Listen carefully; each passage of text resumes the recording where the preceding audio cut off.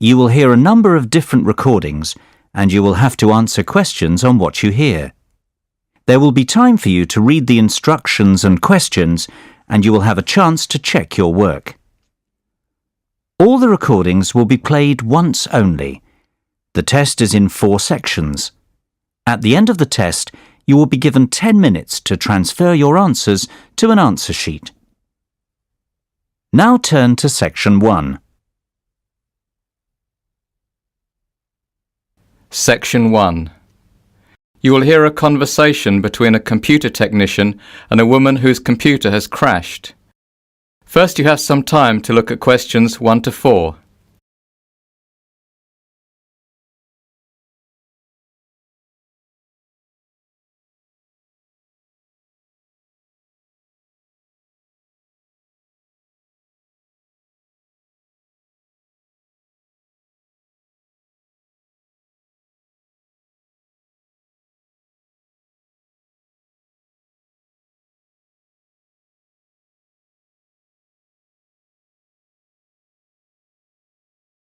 You will see that there is an example that has been done for you. On this occasion only, the conversation relating to this will be played first. Hello, Tom's Computer Maintenance. How may I help you? Hello, I seem to have a problem with my computer. It's really inconvenient too because I have a deadline tomorrow I'm rushing to meet and suddenly the screen went blank. Blue. A blank blue screen. I don't know if you can do something about it. The answer is computer problem, so the reason for the phone call has been filled in for you. Now we shall begin. You should answer the questions as you listen because you will not hear the recording a second time. Listen carefully and answer questions 1 to 4. Hello, Tom's Computer Maintenance. How may I help you? Hello, I seem to have a problem with my computer.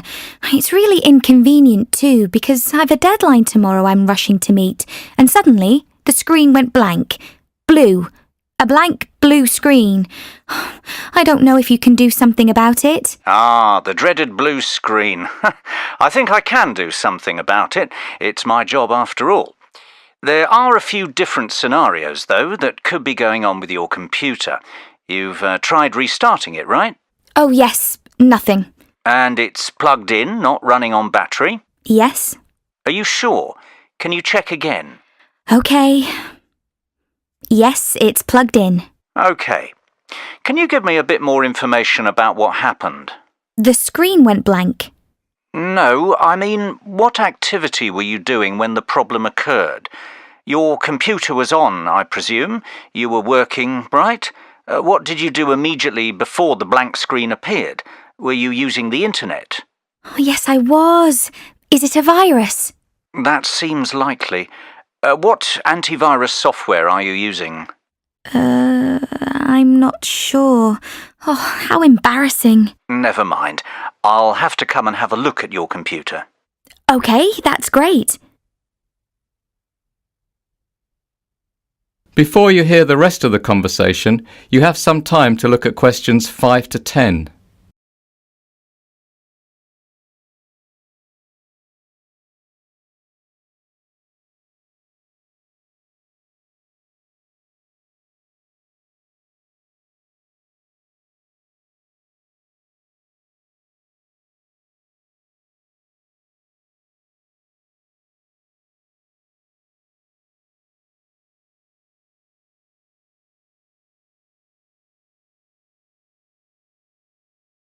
Now listen and answer questions 5 to 10.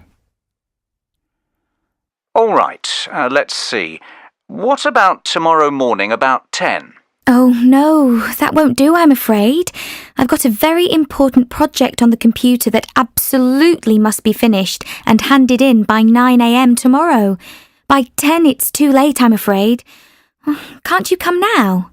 Well, I'm at a job at the moment and my wife and kids are expecting me home by 8 for dinner. Can you at least suggest someone else who can work? I know it's Sunday evening, but surely there's somebody. I mean, People have emergencies. I've been calling numbers in the phone book and you're the only one out of about 12 that even answered. Just a moment, don't panic. Where are you located? I'm in the Morningside area. Well, you're in luck.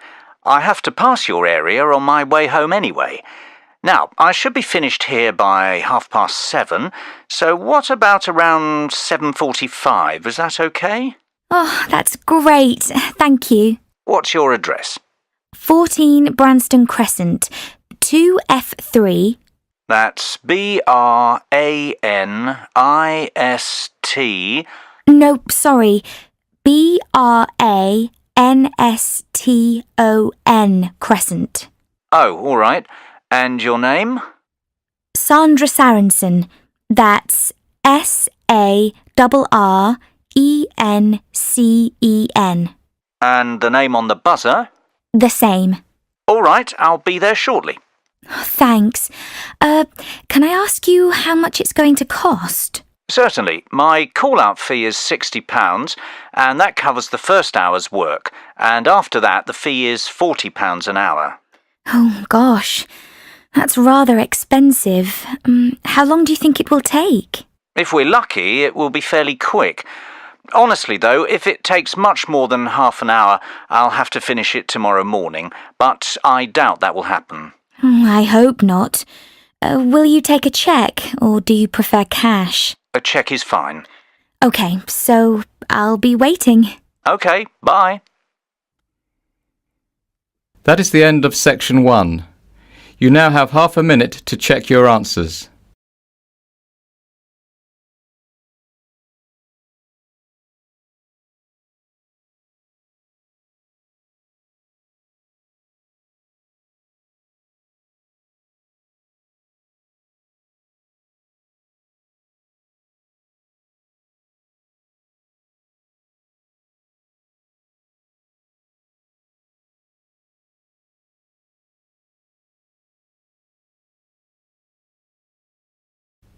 Now turn to section 2. Section 2. You will now listen to a talk by the Water Project Manager of a charity called Charity Water. First, you have some time to look at questions 11 to 17.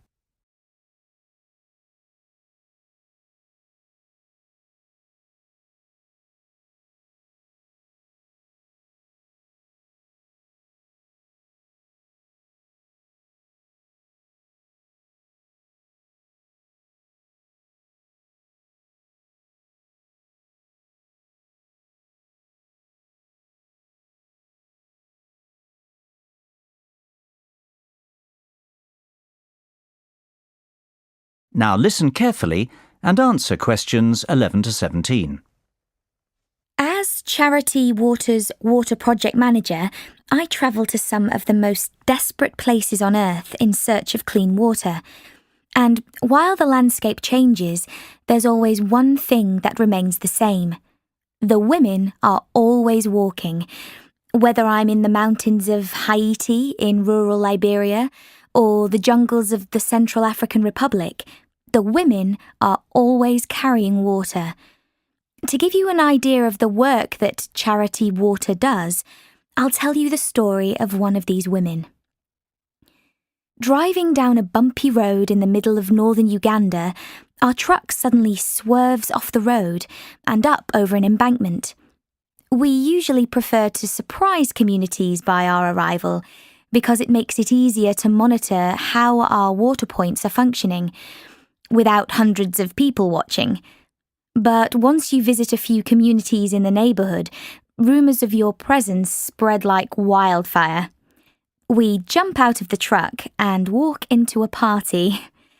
This is when I met Helen Apis. She told me about the new freshwater well in her village. I am happy now, Helen beamed. I have time to eat. My children can go to school, and I can even work in my garden, take a shower, and then come back for more water if I want. I am bathing so well. A few of the men chuckled to hear a woman talk about bathing, but all I noticed was Helen's glowing face, the fresh flowers in her hair, and the lovely green dress she wore for special occasions. Touching her forearm, I replied, "Well, you look great."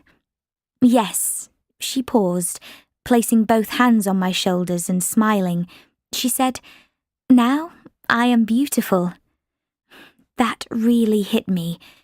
My job is to focus on sustainable development, health, hygiene, and sanitation to make sure Charity Water's projects are working in 20 years.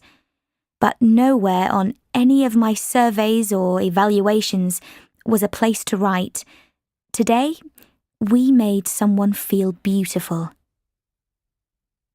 Before you hear the rest of the talk, you will have some time to look at questions 18 to 20.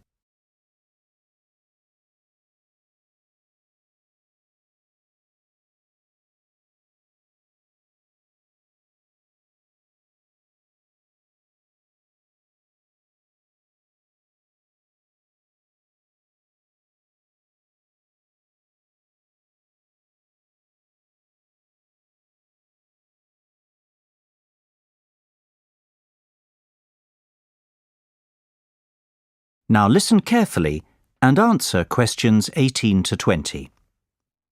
Before she had clean water, Helen would wake up before dawn, take her only 2 5-gallon jerry cans and walk almost 1.5 miles to the nearest water point, which happened to be at a school.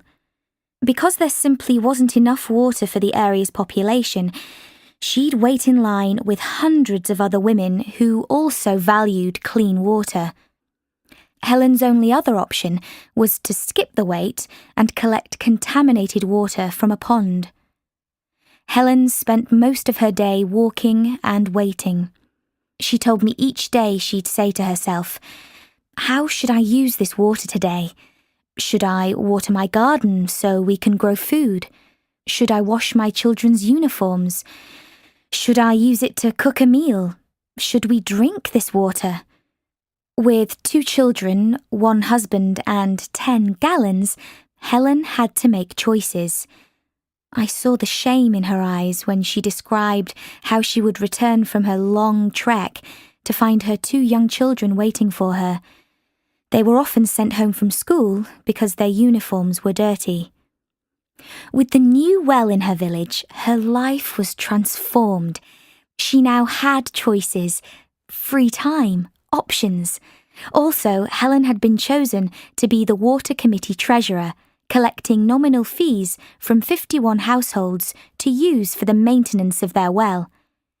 Water committees are often the first time women are ever elected to leadership positions in villages. Last month, Helen was standing in line waiting for water. This month, she's standing up for her community. And now, she is beautiful. That is the end of section 2. You now have half a minute to check your answers.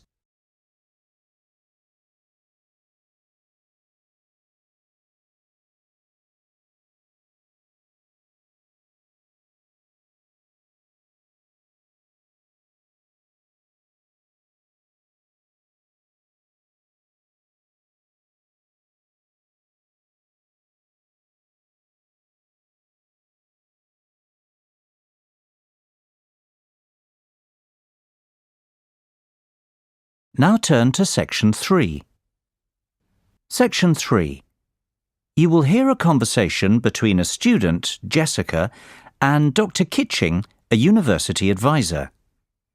First, you have some time to look at questions 21 to 25.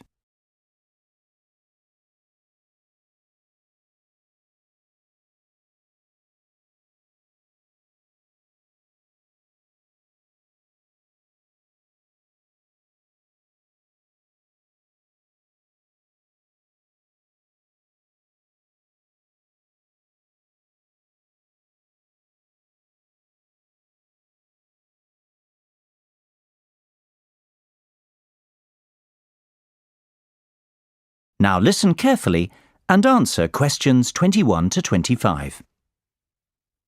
Hello, Dr. Kitching. My name's Jessica. I work for the student newspaper. I called you last week to ask if I could interview you for an article about how to ask for references. Oh, yes, I remember. Come in, have a seat. Thank you. Do you have a few minutes now to do the interview? Yes, that's fine. Great. I got the idea to do this article because, well, everyone I know is rather puzzled about how to get references from professors when they need them for applications for jobs or postgraduate studies. And I thought since you're a professor and you've been working as a student advisor for many years also, what better person to ask? Yes, I have got some advice I can share on this topic. Where shall we begin? First of all, do you mind if I record our conversation? No, I don't mind. Thanks. Do you write many references yourself? Oh, yes, I certainly do. Let's see. It's variable, of course, but I'd say I average at least 50 per year. My goodness, that's nearly 5 per month. It's more than 1 per week. Yes, it's a lot. And of course, most of the requests are made in the spring or early summer, when students are starting to think seriously about where they'll be heading after they graduate in June. Do most professors do so many? Yes, it's part of the job.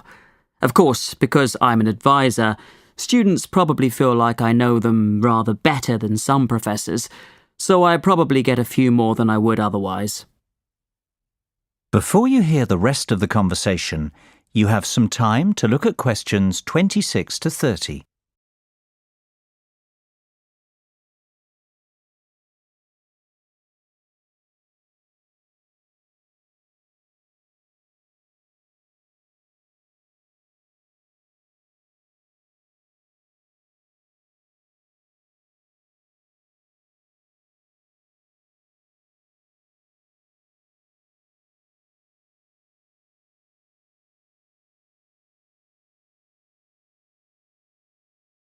Now listen and answer questions 26 to 30.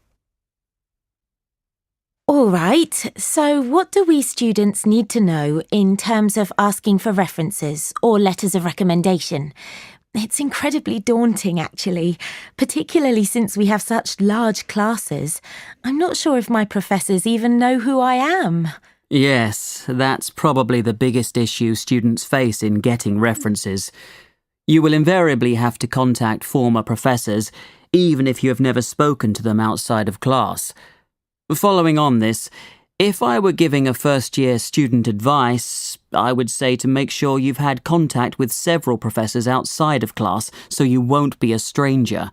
All it takes is visiting during office hours, even if it's just to say, "Hello, I'm enjoying your lectures." But what if we didn't do that? Then you'll just have to contact your professor anyway. Make a telephone call. Tell him or her who you are and what classes you attended, this sort of thing. Remember, for your professor, recalling an average student out of hundreds and hundreds isn't easy. So tell him or her what course you took and what semester and year it was. Include what grade you got and anything memorable. Perhaps you spilled your coffee. Though at the time it wasn't funny, it might be enough for Professor Brown to remember you and it won't shed any negative light on you. It was an accident. Or perhaps, although you never spoke outside of class, you went up and asked a question that was a great one. Any information you can give to identify yourself is going to help you out. Should I visit Professor Brown in person? Yes, that would be ideal. I would suggest giving the information first over the phone, then follow up by emailing it to your professor. During the phone conversation, ask if you could meet briefly. This will be both a physical reminder of who you are and also another chance to make a good impression. Isn't it very difficult to write references for all these students you've never spoken to or really even met? Yes. For example, I was recently called by a student from 20 years ago. He lived in another country. I really didn't recall him. He told me a little about himself, and I looked back at his records. I told him that all I could do was verify that he was in my class, that he showed up for all the classes, and that he received a 3.4 in my class. Sometimes I'm very surprised that students who did very poorly in my class ask me for a reference. What do you do in that case? Give a poor reference? I, like most professors I know, never say anything negative about the student. However, it is what is unsaid that can say it all. So you really want to make sure you're remembered in a positive way and have left a good impression. OK, thanks very much for all this information. The story should come out in our next printing, so if you're interested, I'll drop one copy over to you. I'll be looking forward to seeing it. That is the end of section 3. You now have half a minute to check your answers.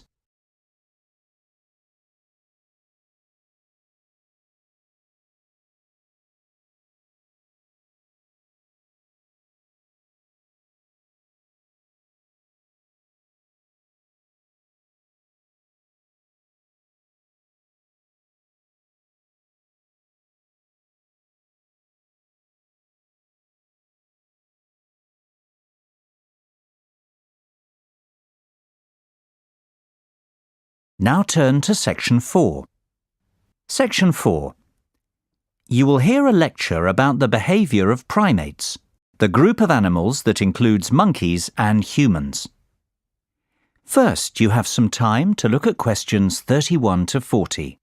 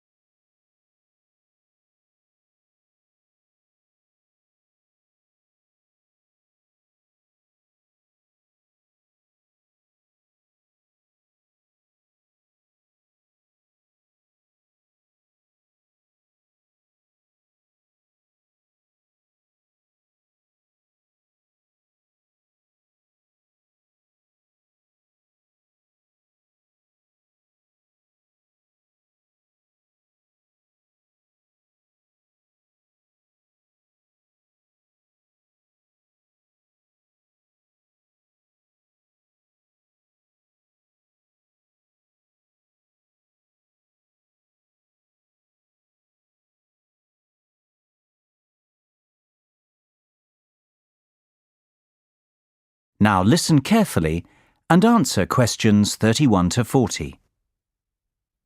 Good morning. Today's lecture will be about primate behaviour. Up until now, I've talked mostly about physical features, how they apply to living primates, how we use them for classification, how they apply to the fossil record. But human evolution isn't simply about how we've changed physically over the last 70 million years. It's also about how our behaviour has changed. Now, if I asked you to define what is meant by the term human, you could probably, hopefully, give me a list of characteristics that physically define us. But at a philosophical level, I would hope that what you'd be really proud of is not that we normally walk on two legs, but that we can reason and imagine. Descartes put it succinctly, "I think, therefore I am," although admittedly not quite in this context. This lecture isn't about human behaviour per se, but about primate behaviour in general, and animal behaviour too, since just as we can use the physical characteristics of living primates to give us clues and insights into the physical characteristics of human ancestors, so we hope that the behaviours of non-human primates will be similarly enlightening for the behaviour of our ancestors. To begin, let's talk a bit about primate cognitive abilities. I don't want to mention a lot of different behaviours without first mentioning cognition. Cognition is the amount of thought that goes into a behaviour. There is a world of difference between an animal hitting a nut with a rock and cracking it by accident, and an animal thinking to itself, "I can't bite into this nut. I know, I need something to use as a hammer to crack it." However, it can be very difficult coming up with experiments to differentiate these two. We can easily test mental skills, such as recall and discrimination, using methods such as the Wisconsin General Test Apparatus and various training experiments. But it's much harder to work out the degree of thought required. This is still a big problem in evaluating the status of great apes. Just how nearly sentient are they? Sentient, for those of you who don't remember, means there is the presence of conscious thought. There are various behaviours that could be seen to support the presence of conscious thought in primates. Various sorts of altruism, or helping others without directly benefiting, can be found in certain great apes. The animals team up to achieve various goals, for example, hunting in chimps. This would seem to require a degree of cognition. Another feature that has come to light recently is Machiavellian intelligence. Work, especially with baboons, seems to indicate that there is a lot of deliberate social deception going on, sneaky mating, passing the blame on to others, using infants for defence.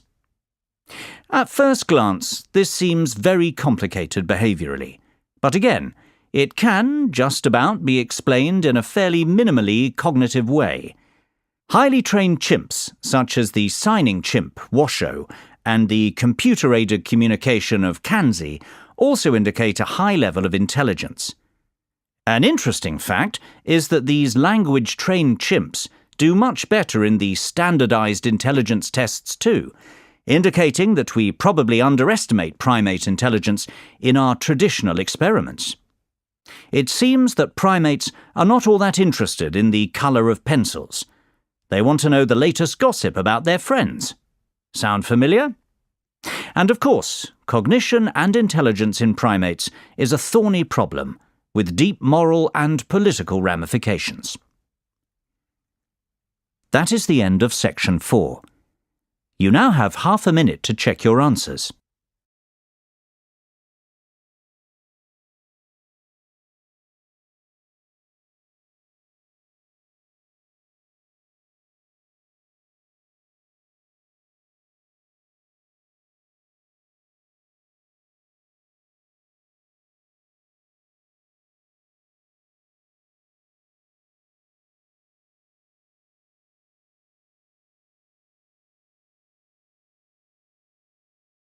That is the end of the listening test. In the IELTS test, you would now have 10 minutes to transfer your answers to the listening answer sheet.